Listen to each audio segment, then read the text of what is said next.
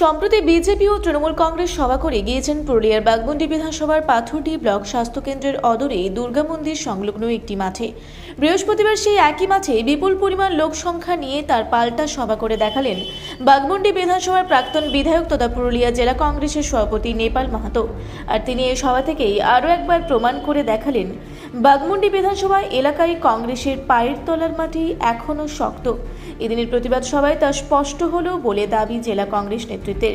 এই সভা থেকে স্থানীয় মানুষজনের একাধিক সমস্যার কথা তুলে ধরে নেপাল মাহাতো বলেন, বাঘমুন্ডিতে চড়া দামে বালি বিক্রি, বাঘমুন্ডি বিধানসভা এলাকায় মাধ্যমিক বিদ্যালয়গুলিতে শিক্ষকের অভাব, শিক্ষা ব্যবস্থার বেহাল অবস্থা, আদিবাসীদের জল জঙ্গল জমির অধিকার খর্ব হওয়া, বিএলআরও সহ বিভিন্ন সরকারি দপ্তরের দুর্নীতি, 100 দিনের কাজ ইচ্ছাকৃতভাবে বন্ধ রাখা এবং স্থানীয় বেকার যুবকদের কর্মসংস্থানের অভাবের কথা। এরই পাশাপাশি ঝালদা মহকুমায় মহকুমা হাসপাতাল, মহকুমা আদালত চালুর দাবিও জানান তিনি। সভা শেষে পড়ন্ত বিকেলে সাংবাদিকদের মুখোমুখি হয়ে তিনি তার দীর্ঘ রাজনৈতিক জীবনে বাঘমুন্ডির জন্য করা বিভিন্ন উন্নয়নমূলক কাজের কথা তুলে ধরেন এবং বর্তমান বিধায়কের উদ্দেশ্যে প্রশ্ন তোলেন, কেন বাঘমুন্ডি বিধানসভার মানুষ আজও সব দিক থেকে বঞ্চিত। এদিনের প্রতিবাদ সভায় উপস্থিত ছিলেন পুরুলিয়া জেলা কংগ্রেসের সাধারণ সম্পাদক দেবদুলাল চট্টরাজ, ঝালদা ব্লক তৃণমূল কংগ্রেসের প্রাক্তন সহসভাপতি বিপ্রদাস মাহাতো, ঝালদা পৌরসভার কংগ্রেস কাউন্সিলর বিপ্লব কয়াল, ভূপাল চন্দ্র মাহাতো, দীনেশ মাহাতো প্রমুখরা। বালির দাম সঠিকভাবে চলবে। পুলিশের এই যে অত্যাচার রাস্তায়, এটা 100% নেপাল মাহাতো বন্ধ করবে, 100%। যত বড় যে যেখানে আসুক, কেউ এখানে কিচ্ছু করতে পারবে না। চার হচ্ছে যে পেন্ডিং কাজগুলো আছে আমাদের, পলিটেকনিক কলেজ ভালোভাবে চলছে না, হোস্টেল নেই। বাঘমুন্ডির ট্যুরিজমের এক গাফলাতি হচ্ছে। আমি চাই ঝালদাতেও রোপওয়ে তৈরি করে ঝালদাও ট্যুরিজমটা খুব ডেভেলপ করুক, এইটা আমার নিজস্ব উদ্দেশ্য আছে।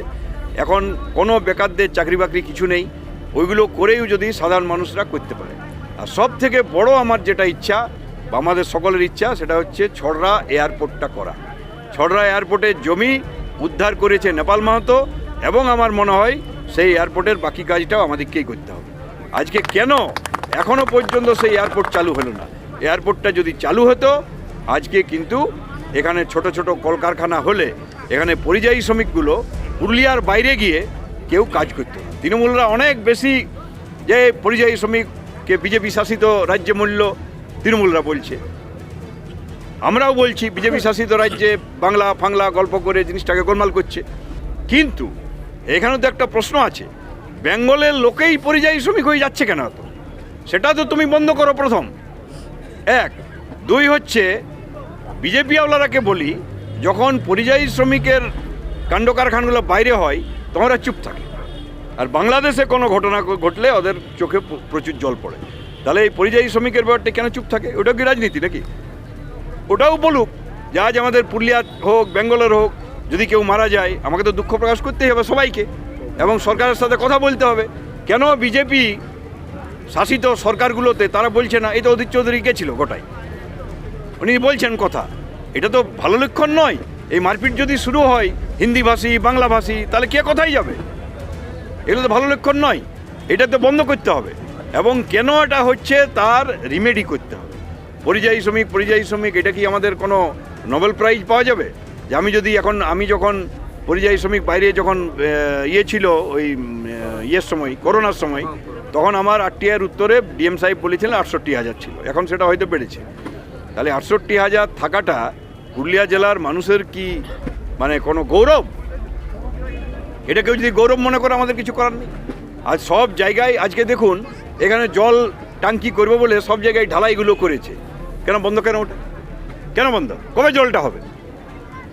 সব জায়গায় বড় বড় টাঙ্কি করে দিয়েছে। পিএইচির টাকা নেই, ও বলছে চুরি করেছে, ও বলছে দিচ্ছে না। আর এত বড় সব করে দিল, এবার লাস্টে এটা শেষ হয়ে যাবে, কিছুই হবে না। আমি এই ক্যামেরার সামনে বলছি, কেন ওয়েস্টেজ অফ মানি করবে না? তো তুমি করছো কেন? করার তোমার ক্ষমতা নাই, তুমি করছো কেন এরকম? তাহলে এগুলো সাধারণ মানুষকে ভালো করে বোঝাতে হবে। এবং আমরা এইটাই বলতে চাইছি যে আমরা একদম গ্রাসরুটের যে সমস্যাগুলো, সেই সমস্যাগুলো নিয়ে কংগ্রেস আমরা সকলে লড়াই করছি এবং আগামী দিনে করব। বাগমুন্ডি থেকে জয়প্রকাশ কৈরির রিপোর্ট, রূপসী বাংলা মিডিয়া।